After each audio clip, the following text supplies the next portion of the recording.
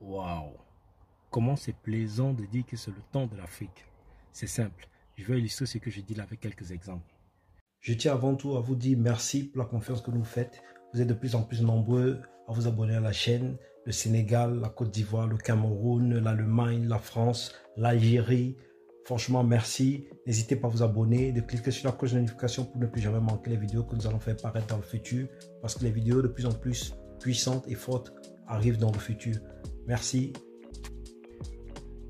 Pour ceux qui sont nés dans les années 70, 80, 90, 2000, et voire même un peu plus bas que 70, la première date que j'ai citée, pas grand nombre parmi vous me diront qu'ils n'ont pas dansé sur du Chris Brown, sur du Usher, sur du R. Kelly, sur du Puff Daddy, sur du Cisco. On a été baigné, on a dansé, on a grandi en dansant la musique des Noirs américains. Et aujourd'hui, voir un Chris Brown, franchement, sans jaillir, chanter dans un afrobeat, franchement, c'est beaucoup plus plaisant de voir un Chris Brown faire une nouvelle chanson sur la nouvelle vague des chansons américaines. Allez voir Maman Mona Lisa, Maman Mona Lisa. Regardez comment Chris Brown, regardez-vous comment Chris Brown s'enjaille, regardez comment Chris Brown, il est fier de chanter sur le rythme africain, le rythme afro, et c'est là que l'Afrique qui gagne. Ça, ce n'est qu'un exemple. Je vais prendre un deuxième exemple. Faites un peu vous-même cette petite expérience. Je vous envoie faire l'expérience. Je vous mettrai peut-être quelques vidéos, quelques photos, pour que vous puissiez vous-même voir ce que je dis. Je t'envoie, toi, faire l'expérience. Essaye de marcher quand tu vas sortir pour faire tes courses, pour aller au travail, pour aller faire du jogging, pour aller faire du sport, pour aller faire ce que tu veux. Essaye de voir un peu toutes les pancartes de publicité qu'on met à gauche, à droite. Regarde les publicités de nouvelles voitures, regarde les publicités qu'on te présente maintenant dans toutes les chaînes de télé et les affiches qu'on nous placarde un peu partout sur les coins des rues. Bien, tu verras que le noir occupe la première place. Ça n'est rien du tout, mais je te promets que c'est fait exprès. C'est un message subliminal qu'on nous envoie et beaucoup de noirs ne voient pas ça venir. C'est impressionnant de voir à quel point ceux qui nous ont colonisés hier, qui nous ont fait croire qu'on n'était rien, nous mettent maintenant en avant aujourd'hui. En fait, ils ne nous mettent pas en avant parce qu'ils le veulent, mais c'est parce que spirituellement même, ils savent que c'est le moment de l'Afrique. Et je te demande toi de te lever et de prendre le taureau par le cornes et faire ce qu'il faut pour, à ton niveau, faire avancer ton continent, faire avancer ton pays, s'il faut parler en fonction des pays.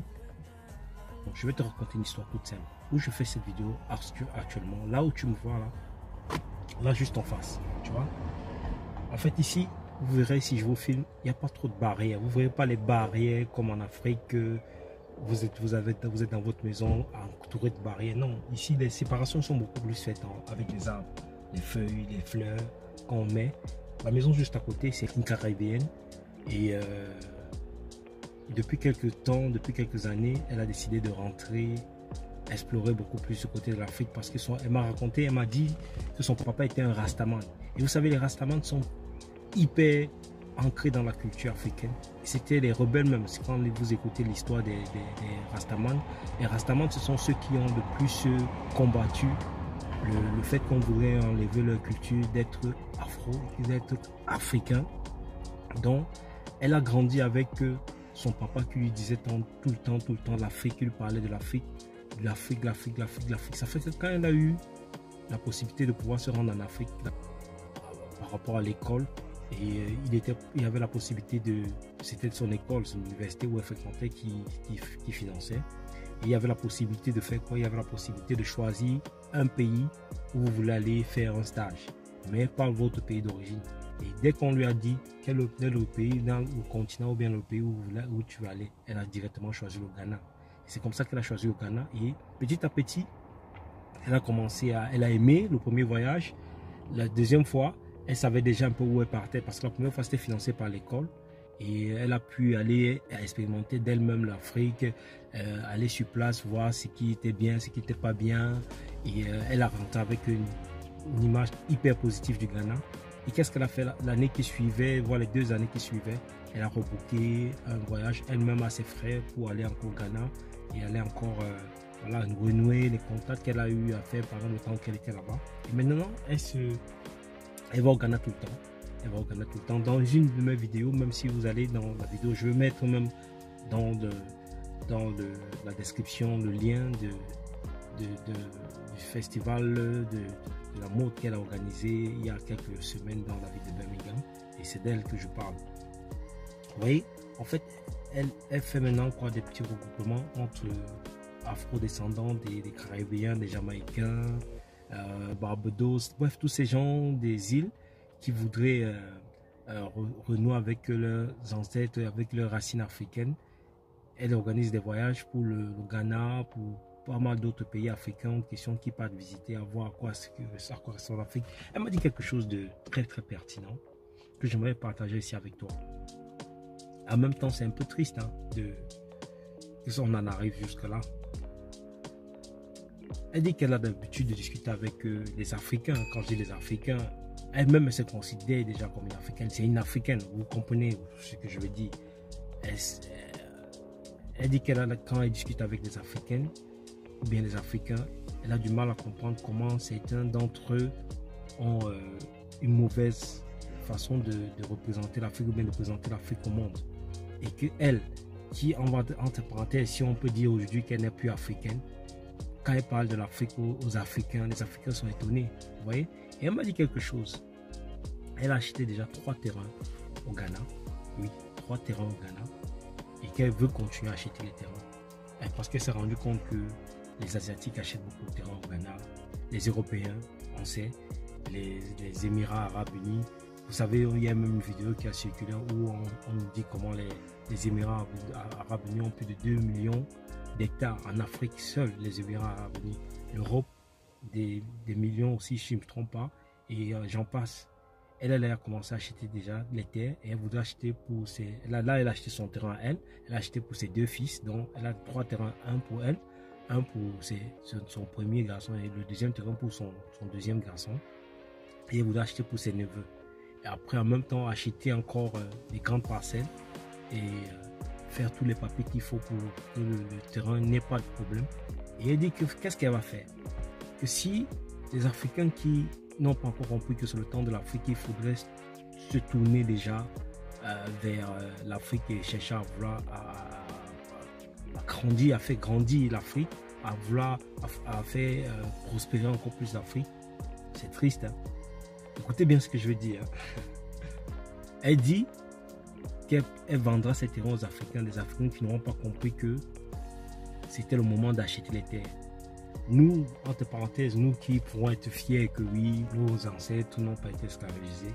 Quand on va rentrer en Afrique, acheter les terres et on voudra peut-être acheter les terrains, ce sont les gens qui ont été esclaves, que les parents ont été esclaves, les grands-parents ont été esclavagisés, qui nous vendront les terrains. Les Africains seront là en train de vouloir acheter les terrains et c'est dommage. Moi, je salue le courage de la sœur et je lui ai dit en face, je salue son courage, je salue son énergie parce que ce qu'elle fait pour l'Afrique, franchement, même on va dire les Africains nés en Afrique ou bien les parents de souche sont directement nés en Afrique ne font pas ce que cette demoiselle, cette dame fait pour l'Afrique. Et c'est des petits trucs à saluer. Et j'aimerais aussi en même temps aussi attirer l'attention sur des gens, une personne particulière qui pour sa communauté noire, afro et beaucoup plus de la zone francophone à se tourner vraiment vers l'Afrique. Philippe Simon, oui. Même si on n'est pas souvent, je ne suis pas souvent totalement d'accord avec tout ce qu'il dit, mais c'est un monsieur qu'il faudrait respecter. C'est un monsieur qu'il faudrait, voilà, respecter par déjà sa communauté. Vous savez, aujourd'hui je suis à mon petit niveau youtubeur, si je peux m'appeler comme ça, et je peux te garantir que c'est pas quelque chose de facile à faire. Oui, non. Ne regarde pas la vidéo comme ça, tu te mets à critiquer, tu te mets à insulter, tu te mets à dire n'importe quoi. Si je te demande, toi qui me regardes, oui, toi, de t'asseoir et de me faire aussi une vidéo comme celle que je suis en train de faire là, je te promets, tu ne pourras pas. Tu ne pourrais pas. Très peu de personnes Vous avez l'impression que YouTube est saturé de vidéos. Vous avez l'impression que YouTube est saturé de personnes qui viennent dire n'importe quoi. Mais même dire n'importe quoi avec une caméra en face de toi, ce n'est pas facile. Donc c'est pour ça que j'aimerais saluer Philippe Simon et lui dire que il a tout mon respect. Oui, il a tout mon respect. Tu sais, moi j'ai l'habitude de dire que les prophètes ne sont pas seulement ceux qui ont la Bible en main et qui se mettent à parler de Jésus, Jésus, même si moi personnellement, Jésus c'est entre parenthèses. Il y a aussi des prophètes que Dieu envoie pour pouvoir, parce que moi personnellement je sais que Dieu existe, oui, Dieu existe. Je sais que Dieu peut susciter une personne, à l'instar de Philippe Simon, je vais faire aussi une petite dédicace aussi à Stéphanie Bida et notre frère congolais Mouekassa, et j'en passe, si on parle seulement de la communauté francophone, qui peuvent booster le moral, qui peuvent pousser les Africains à comprendre que c'est leur moment, que c'est leur temps, et à être fiers d'eux. Ça, c'est des personnes à saluer, parce que on a l'impression de penser que oui, le prophète, c'est seulement celui qui prie, c'est celui qui impose les mains, c'est celui qui fait tous ces parler en langue qu'on peut entendre et écouter dans des vidéos et des stéréos un peu partout. Alors que non, le prophète aussi, c'est celui qui vient avec une nouvelle, avec une façon, une vision, une autre façon de voir, et qui pousse les gens à regarder vers l'avant et à faire des choses qui pourront avoir un impact positif non seulement sur la communauté, mais aussi sur tout un continent, et pourquoi pas tout le monde entier. Et Philippe Simon, ces actes, ce qu'il est en train de faire, ce qu'il est en train de poser comme acte, c'est qu'il nous fait vivre en direct presque chaque étape de son entrepreneuriat, de sa vie. Ça pousse les gens à changer. Regardez comment il est suivi, regardez ce qu'il donne comme conseil. Même si je le dis, je le redis encore, je ne suis pas totalement d'accord avec tout ce que Philippe Simon propose, mais dans l'ensemble, s'il me fallait noter sur 10, Philippe Simon, je lui donnerais 8 et demi. Parce que aujourd'hui, je m'assois devant une caméra et je me mets à parler, je me rends compte qu'il faut avoir beaucoup d'intelligence. Il faut que Dieu vous ait donné beaucoup d'intelligence pour pouvoir le faire. Je mets à défi celui qui douterait sur ce que je suis en train de dire, de s'asseoir et de faire une vidéo, et de faire des vidéos pour émettre sur YouTube et avoir 1000 vues dessus. Je ne demande même pas 100 000 vues, je ne demande même pas, parce que atteindre 1000 vues seulement. Tu sais, quand je commençais à faire des vidéos, les premières semaines, j'étais presque la seule personne à regarder mes vidéos. Donc quand je regardais mon nombre de vues, je savais que ce n'est que moi qui ai cliqué sur ces vidéos. Aujourd'hui, j'ai des vidéos qui atteignent les 10 000 vues. Et pour moi, c'est une grosse fierté. C'est une énorme fierté pour moi d'atteindre 10 000 vues. Et voir une personne comme Philippe Simon, qui a des vidéos qui atteignent les 500 000 vues, imaginez, c'est 500 000 personnes directes, on va dire, qui ont cliqué sur la vidéo pour regarder. Et derrière ces 500 000 personnes qui ont, entre parenthèses, qui ont cliqué pour regarder la vidéo, imaginez les gens qui étaient assis à côté, imaginez qui ont vu et qui ont parlé à d'autres personnes. Donc c'est énormément de personnes touchées et ce n'est pas donné.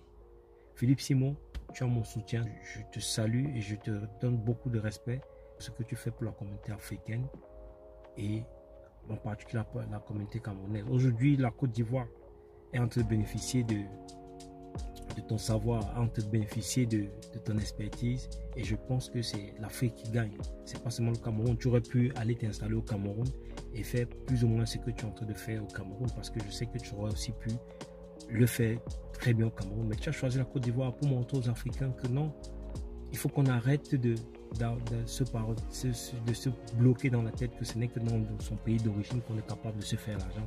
On est quitté de l'Afrique, on est venu, je sais pas, en Italie, en France, en Europe. Aujourd'hui, je suis en Angleterre. Est-ce que il était prévu que c'est en Angleterre que je devais forcément finir, peut-être faire une bonne partie de ma vie? Non. Mais on est en train de se faire l'argent. Pourquoi nous, Africains, on a peur de rentrer en Afrique et de rentrer dans un autre pays africain? Pourquoi pas pour s'installer? Beaucoup de personnes, et c'est que même toi qui m'écoutes là, c'est que tu as peur de le faire. Mais nous devons être des personnes qui osent. Nous devons pouvoir oser. Nous devons pouvoir faire des choses différentes. Vous voyez, il faut être le genre de personne qui ne suis pas la masse. Si la masse demande d'aller à gauche, il faut aller à droite. Oui, ça c'est là où on connaît un vrai homme, un kamit. Vous savez, c'est pas toujours facile. L'entrepreneuriat n'est pas toujours facile parce que moi personnellement, je suis propriétaire d'une salle de sport aujourd'hui et vous pouvez pas imaginer la fierté que je ressens de voir ma salle de sport attirer autant de célébrités chaque jour, attirer autant de monde chaque jour. Les montants que je fais aujourd'hui, après le montant que je fais demain, qui n'est pas forcément celui que j'ai fait hier. Et tout ça, c'est des petits trucs que, voilà, qui poussent à être vraiment fier de soi. Et moi, je peux que t'encourager à devenir entrepreneur. Mais je te conseillerais, moi personnellement, je te conseillerais d'entreprendre en Afrique. Parce que l'Afrique a besoin de tes forces, l'Afrique a besoin de ton mental, a besoin de ton intelligence, a besoin de ta main d'œuvre, a besoin de ton expertise pour pouvoir faire en sorte que nous puissions aussi enjoy ce que nous sommes venus enjoy dans ce continent, chez nous. Merci. N'oublie pas de t'abonner. Je t'inviterai à cliquer sur la cloche de notification pour ne plus jamais manquer les vidéos que je vais faire dans le futur. C'était Anthony Bercy. Ciao, ciao.